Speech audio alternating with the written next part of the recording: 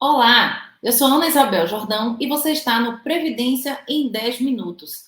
Aqui na Rede Previdência, você fica atualizado de todas as notícias, todas as novidades sobre o direito previdenciário.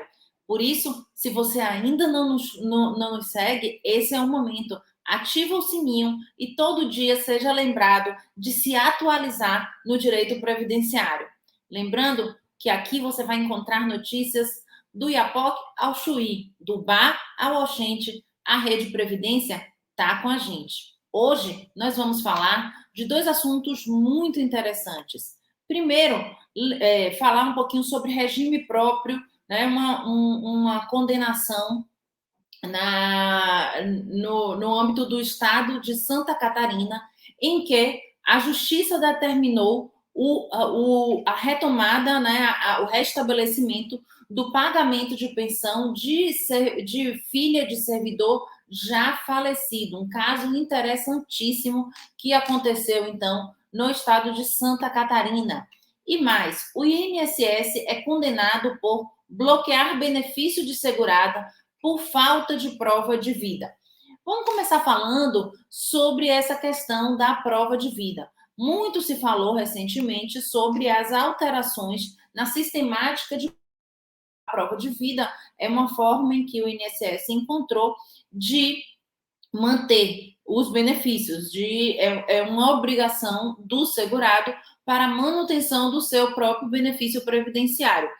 Essa prova de vida ela vinha tendo que ser feita obrigatoriamente de forma presencial, ou na instituição bancária, ou numa agência do INSS.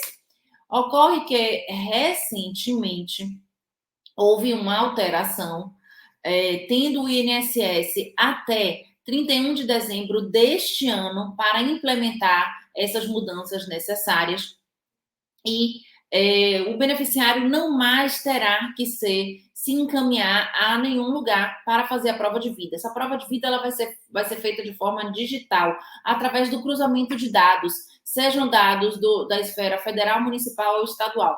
Os órgãos públicos irão então se conversar e aí você vai ter a prova digital de que aquele cidadão continua vivo, ele continua praticando os atos da sua vida civil. Isso é como estar previsto que venha a ser a prova de vida, né? Então, isso está previsto numa portaria que foi publicada, mas o INSS tem, então, até o dia 31 de dezembro. Ocorre que até o dia 31 de dezembro o INSS não pode bloquear benefícios por falta da prova de vida, tá? Mas, aproveitando esse momento dessas novas sistemáticas, né, trazidas aí com essa legislação, vamos falar um pouquinho sobre um caso que ocorreu na vara da Justiça Federal em Pernambuco. Um abraço aí ao pessoal de Pernambuco, um abraço ao meu amigo Ricardo Souza. O INSS foi condenado por ter bloqueado o benefício de uma segurada que não realizou a prova de vida. Essa segurada, ela não residia sequer no Brasil, residia nos Estados Unidos.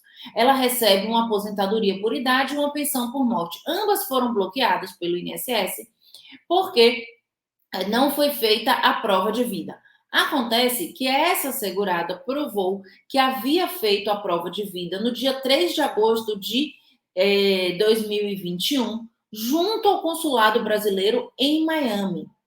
Após o bloqueio, no dia 31 de julho, a segurada, então, foi até o consulado brasileiro, efetuou essa prova de vida no dia 3 de agosto de 2021, mas o INSS não havia retomado os pagamentos, não havia restabelecido, não havia, então, liberado o pagamento, não só o pagamento daquelas parcelas vencidas após a suspensão, mas desde a suspensão, né? Então, a Vara Federal do JEF de Pernambuco de Recife entendeu que deveria, então, ser condenado o INSS não só a restabelecer este benefício, mas também a pagar uma indenização por danos morais no valor de R$ 5.000.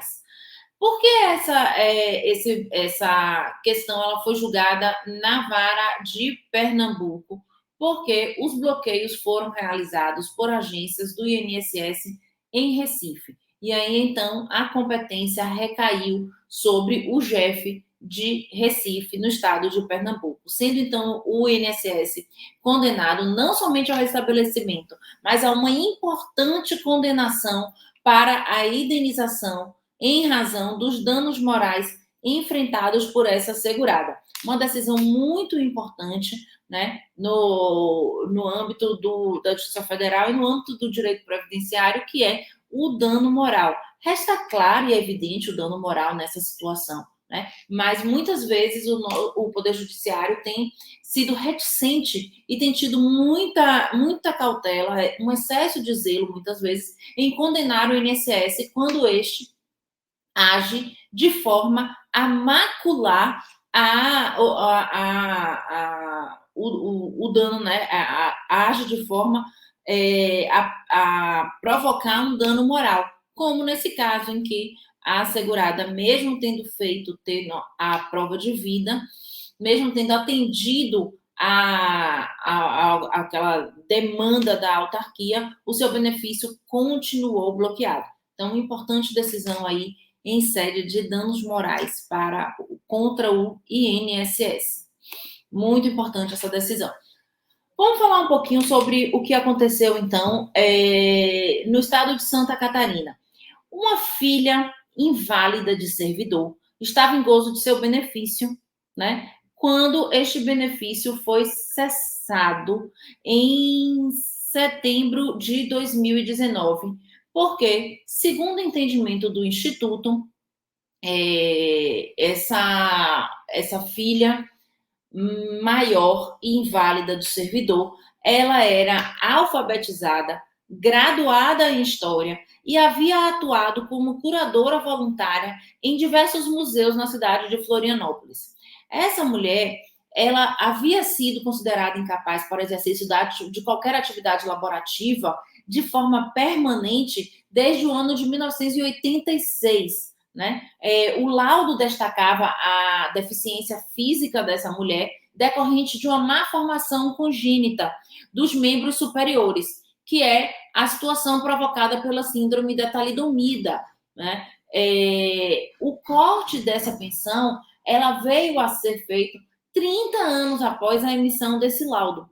Né? Em 2019, o Instituto alega que, por ser alfabetizada, por haver concluído uma graduação, né, era uma historiadora, e ter, então, atuado de forma voluntária, inclusive, em diversos museus na cidade de Florianópolis, não restava mais base legal para a manutenção dessa pensão por morte que foi paga, então, por longos 30 anos. Né? Segundo o juiz Jefferson Zanini, essa interpretação ela é considerada ilegal. Por quê? Porque, na verdade, ela fere com o direito fundamental da pessoa com deficiência de ser incluída, de haver a sua inclusão social e, assim, o exercício de sua cidadania. Uma vez que, com base a deficiência não deixou de existir, mas ela conseguiu se inserir socialmente, né, a despeito da sua deficiência. E aí, então, o Instituto usava justamente essa possibilidade, essa inclusão social, como um argumento para o não continuidade da pensão por morte, né? O magistrado argue que o artigo 3º da lei que prevê, né, essa inclusão, que é a Lei 13.146 de 2015, prevê que não deve ser levantado qualquer entrave, obstáculo, atitude ou comportamento que limite ou impeça a participação social da pessoa com deficiência. A partir do momento em que ela tem a sua pensão cessada, você tem, então, aí uma forma de impedimento de participação dessa pessoa, né? Ou seja, ela poderia, então, ter optado por não graduar-se, não estudar e não se inserir socialmente para não perder a pensão. né? Qualquer ato nesse sentido, então, viola a legislação que visa maior inclusão social e exercício pleno da cidadania das pessoas com deficiência, né? A educação, a capacitação profissional e pessoal, as atividades sociais desenvolvidas pela parte autora devem ser vistas como medidas afirmativas de sua inclusão plena no meio social e a consecução da cidadania, e não como prova da aquisição da capacidade laborativa. Destacou assim, então, o juiz Jefferson Zanini, né? Penso eu que numa decisão acertadíssima, visando, então, assegurar esse